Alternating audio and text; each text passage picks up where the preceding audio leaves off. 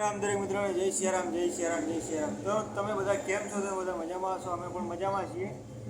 આજે દુકાને બેઠા છીએ શાંતિથી. કાલે ગયા હતા એક મિત્રના લગ્નના જે કહેવાય રાસ ગરબામાં. તો બહુ કાલે એવી સરસ મજાની મેં મોજ કરી બધાએ.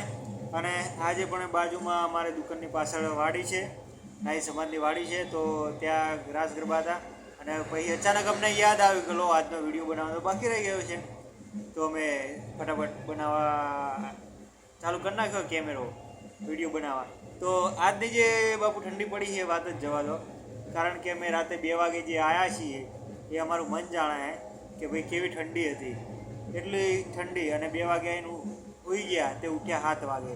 અને 7 વાગે ઠંડીનો ચમકારો હતો, વાત જ જવા દો, વાત જ છોડી મળે. એટલી ઠંડી હતી, ગુલાબી હતી, પણ આ તો વાત જ જવા દો એવી ઠંડી હતી. પણ ઠંડીમાં તમે સાચવજો, કારણ કે બહુ ઠંડી થઈ જાય તો કફ, શરદી, ઉધરસ આવું બધું થઈ જાય, તો તમે બધા સાચવજો.